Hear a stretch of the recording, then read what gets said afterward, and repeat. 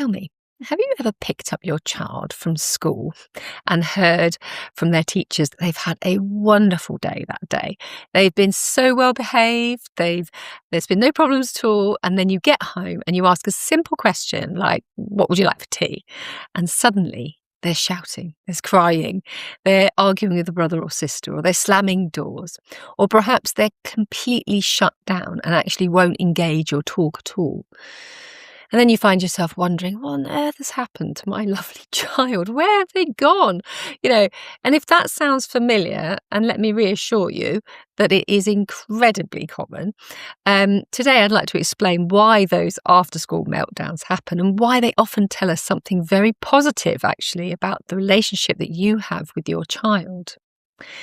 So, let's start off by realising that their brains have been working really, really hard all day at school. So let's imagine your child's brain a little bit like a mobile phone battery.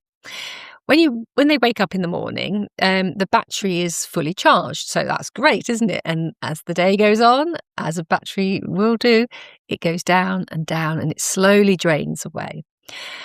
Now, not just draining away because of lessons at school, but because school asks actually a huge amount from our children. They're having to concentrate, they're listening, they're learning, they're remembering instructions, they're sharing, they're taking turns, they're managing friendships, sitting still, ignoring distractions, trying hard and following rules. And of course, for many children, they're also trying incredibly hard to manage their emotions. And by the end of the school day, their emotional battery, as you can imagine, will be running very, very low. And they finally get home, and there simply isn't enough charge left. So then many children spend the whole day, of course, trying to hold themselves together. They might feel worried or frustrated or excited or overwhelmed or even upset. But they know that, of course, school isn't always the easiest place to let those feelings out. So they keep on going, they smile, they follow instructions, they try and do their best. And sometimes this is called masking. It's a bit like wearing sort of like an emotional backpack all day. Just imagine wearing this backpack all day, and every difficult moment adds another little stone to your backpack. Maybe a disagreement with a friend, another stone goes in, or a spelling test, another drops in, a noisy classroom, or someone saying something unkind, or maybe a change in timetable or a different teacher. None of these things may seem huge on their own, and maybe especially to us parents, they might seem like, what's the deal?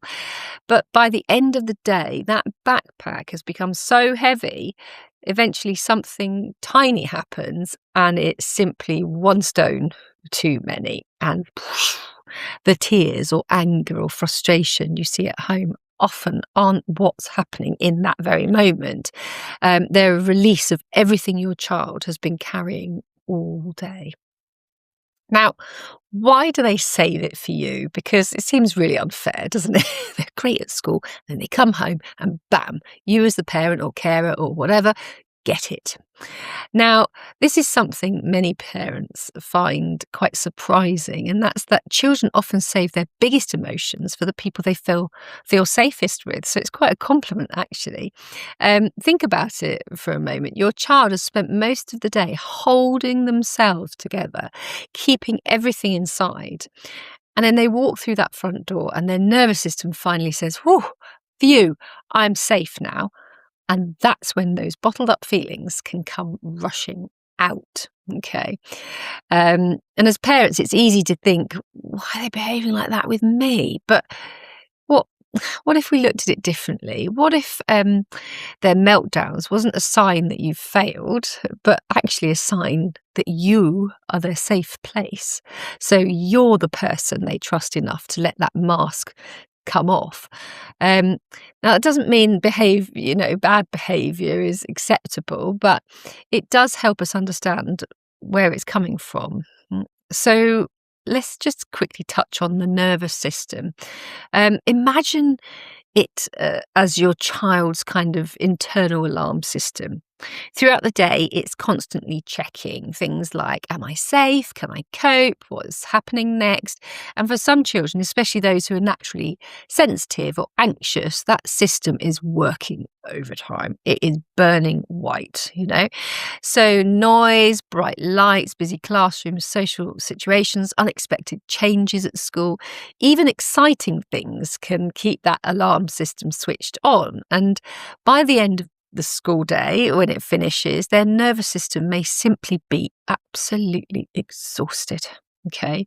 And the smallest thing, like the wrong coloured cup, or a sibling looking at them wrong, or being asked to put their shoes or socks away, can become the final straw, that straw that broke the camel's back. Not because they're being naughty either, it's because they no longer have the emotional energy just to cope. So what can we do? Well, the first thing is try not to take it personally. Their behaviour isn't about you, so try not to take it personally.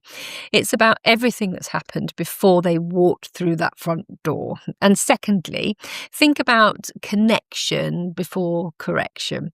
Instead of immediately asking lots of questions, because it is so tempting, isn't it? How was school? What did you do today? Who did you play with?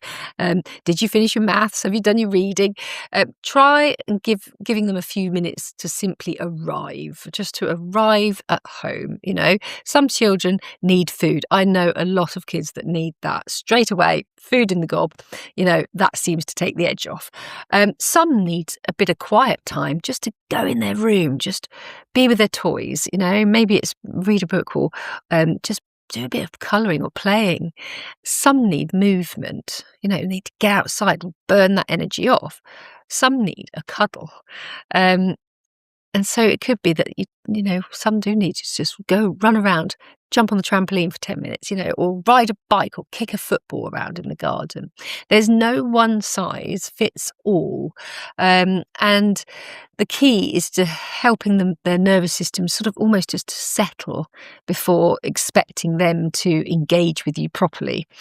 So finally, remember that behaviour is communication. Every behaviour is your child's way of telling you something. So something they're saying, maybe sometimes it could be something like, I'm overwhelmed, or I'm exhausted, or I just don't know how to explain how I feel. And when we become curious instead of cross, we often discover what they really need. So next time your child melts down after school, instead of asking what's wrong with them, try asking, what has their day been like?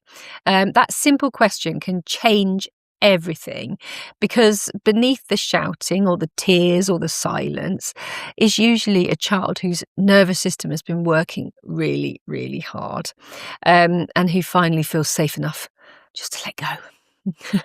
So if this video has helped you see after school meltdowns in a bit of a different way, I hope that brings a little bit of reassurance, because parenting isn't about getting everything right. We know that we can't get everything right. It's just about understanding what's happening beneath the behaviour and responding with curiosity, consistency and compassion.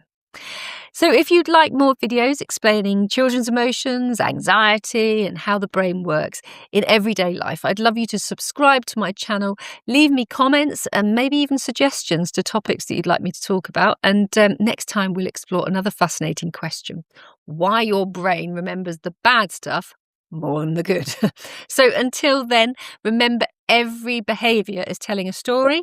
The more we understand that story, the better we're able to support our children. So take care of yourselves and take care of your brain.